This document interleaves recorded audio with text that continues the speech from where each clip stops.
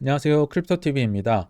저희 채널은 크립토 채널이므로 거시경제를 자주 다루진 않지만 그래도 미국 경제의 중요 변곡점을 앞둔 것으로 보여져서 현재 12월 초 시점을 기준으로 경제 방향과 크립토 전망을 함께 말씀드려 보겠습니다.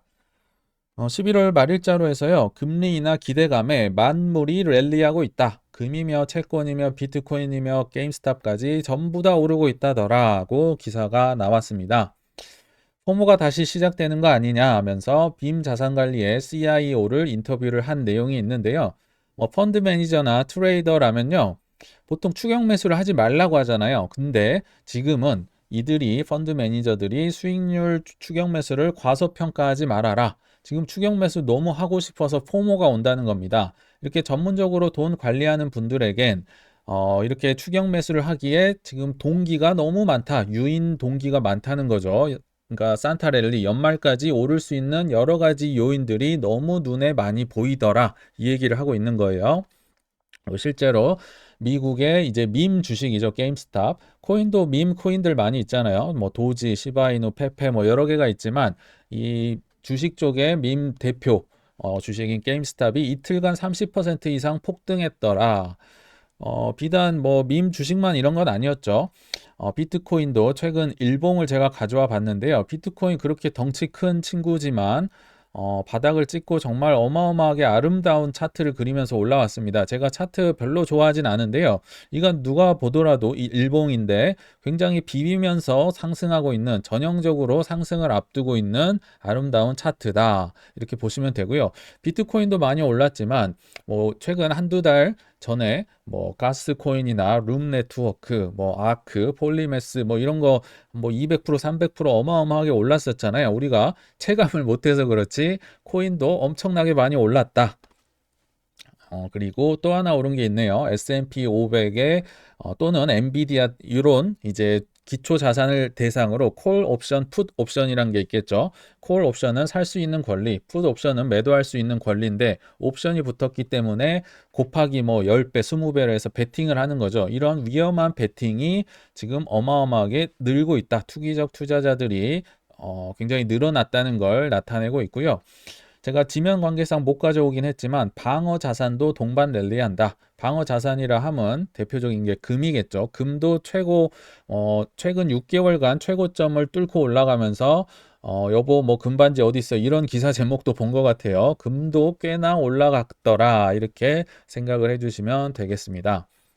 그러면 이 만물을 랠리하게 만들었던 도화선이 있었는데요. 금리 인하 기대감이었다고 했잖아요. 그 중에 대표적인 한 분을 소개를 해드리면요.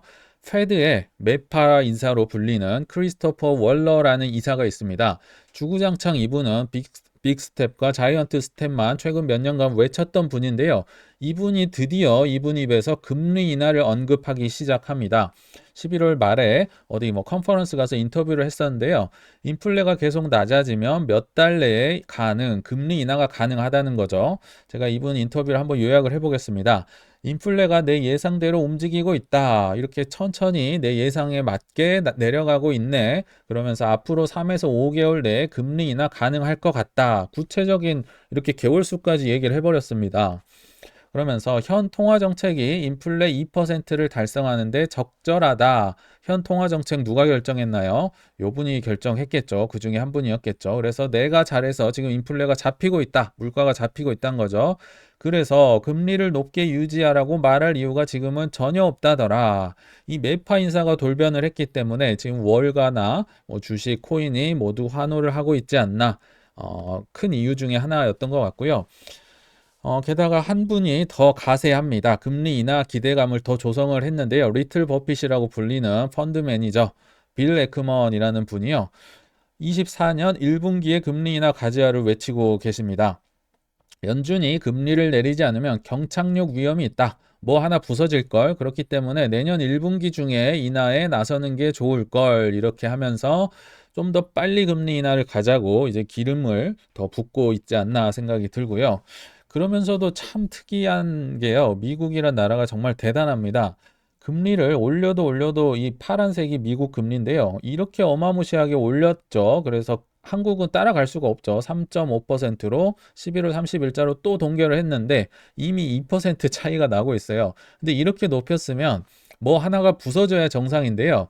그런 와중에도 무려 GDP, 3분기 GDP가 5.2%가 나왔습니다. 5.2% 중국도 아니고 개발도상국도 아니고 한국도 1%, 2% 하고 있는데 미국이 무려 5.2%다. 근데 심지어 고금리 상황에서 이뤄낸 성과입니다.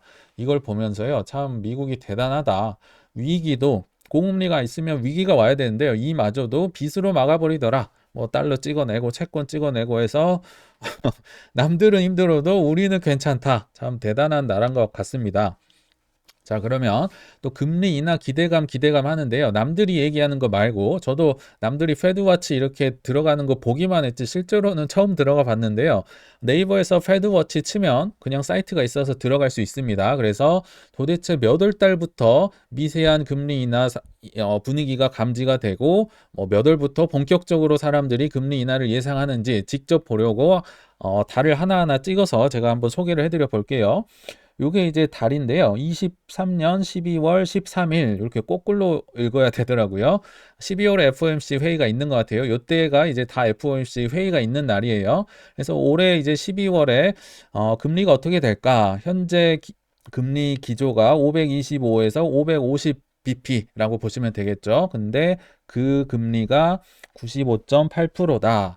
그러니까 금리 동결될 확률이 95%라는 거죠. 거의 뭐 오르고 내릴 일은 없을 것이다. 그리고 이제 내년 1월로 왔네요. 내년 1월에 FOMC 회의가 있을 텐데 이때도 현재 금리와 맞먹는 525에서 520bp의 머무를 확률, 동결 확률이 92%네요. 이제 금리가 인하되거나 인상될 확률은 4%로 뭐 거의 비현실적이라 보시면 되고 이제 2월은 건너뜁니다. 내년 3월에 또 FOMC 회의가 있을 텐데 그때부터 약간 변화가 감지되죠. 여기 보시면 현재 금리 525에서 551 확률, 동결 확률이 51%인데요.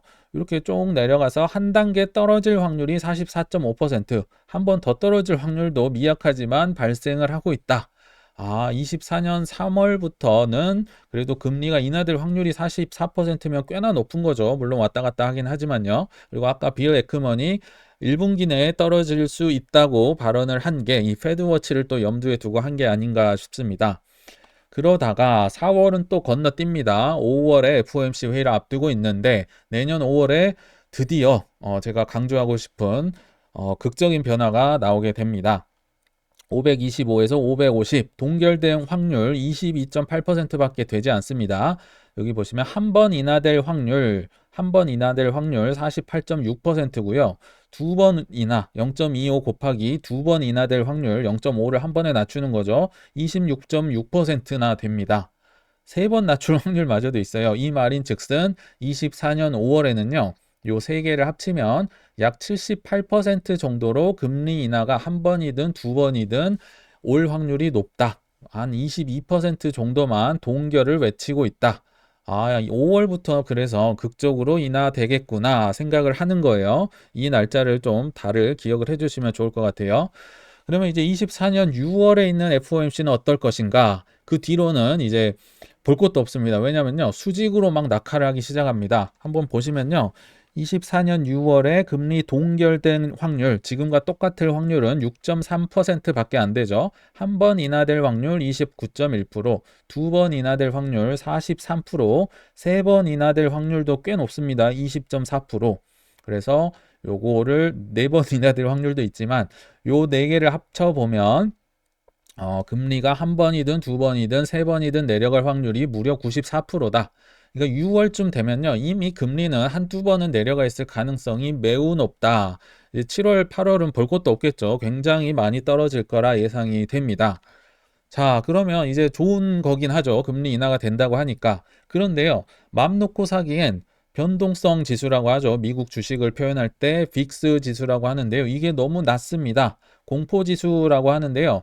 공포에 우리 흔히 사라고 하잖아요. 근데 공포 지수가 낮다고 하면 이미 자산이 오를 대로 올라 버렸다는 걸 뜻합니다. 이 변동성 지수, 공포 지수가요. 그러니까 미국 주식에 적용이 될 텐데 20 이하로만 돼도 엄청나게 낮은 겁니다. 정말 역사적으로 낮은 건데 이게 20을 뚫고 내려와서 13이라는 건요. 이렇게 낮다는 건 공포가 거의 없다는 겁니다. 그러니까 자산 가격이 많이 올라 버린 거죠. 그러니까 사기가 찝찝하겠죠. 근데 우리는 크립토 채널이니까 크립토의 Fear and Greed 인덱스 공포 탐욕 지수를 찾아보니까요. 11월 30일자로 해서 그리드 탐욕 구간이다. 코인도 많이 올라 버렸다는 거죠. 한 74 정도 나와 버렸다는 게요. 그래서 야, 이걸 사라는 거야? 이런 와중에 이런 고민이 생길 수가 있겠죠. 그래서 이번 영상을 만들었다고 보시면 되고요. 이제 본론입니다. 천재지변이 없다는 가정하에 그렇다면 내년 5월 경입니다. 5월 보다 좀 땡겨질 수도 있고 뒤로 갈 수도 있겠지만 5월이라고 치고 5월부터 금리 인하가 현실화가 된다면 어떤 일이 발생할까? 이거를 제가 생각을 해본 거예요. 자, 일단 개인적으로 내년 5월 전후는 좀 위험할 수 있다더라. 이게 제 생각입니다. 왜냐? 금리 인하가 돼도 문제고요. 안 돼도 문제거든요. 되면 어떤 문제일까요? 금리 인하 기대감이 좋은 거지요. 금리 인하가 돼버리면요. 이미 호재가 반영돼 버린 거죠. 호재가 지나버리면 떨어질 가능성이 높겠죠. 그리고 금리 인하가 안 되면 더 문제다. 왜일까요? 지금의 이 고금리가 그때까지 이어진다는 거예요. 내년 5월까지 고금리면요. 좀비 기업들 더 많이 사라지고 죽게 될 겁니다. 그래서 내년 5월 전후는 어찌됐든 문제가 될 것 같다. 좀 위험할 수 있다고 보는 거죠. 그리고 우리는 크립토 채널이기 때문에 코인 관련된 사항도 하나 더 교집합으로 말씀을 드리면 비트코인 반감기 우리가 그렇게 기다렸던 거 내년 4월 말 5월 초를 앞두고 있잖아요. 근데 비트코인 반감기 직후에는요. 항상 가격이 재미가 없었다더라. 이게 포인트입니다. 안 그래도 지금 내년 5월에 제가 위험할 수 있고 재미없다고 하는데 비트코인 반감기 직후에 우연찮게 지금 5월 즈음인 거죠. 항상 재미가 없었다. 이거를 반감기 직후 가격을 제가 한번 차트로 또 보여드려 볼게요. 지난 3번의 반감기가 있었죠. 내년 4월 말에 있을 거는 4번의 반감기인데요. 이때 시점의 차트를 가져와 볼 텐데 이제 여기 보시면 12년 12월에 있던 반감기는 조금 너무 옛날이라 의미가 없다고 보고 16년 7월 9일에 있었던 반감기 때 차트를 이제 주봉인데요. 비트코인 차트 여기에 제가 노랗게 좀 표시를 해봤습니다. 주봉이기 때문에 좀 드라마틱하게 보이진 않지만 한번 보실까요?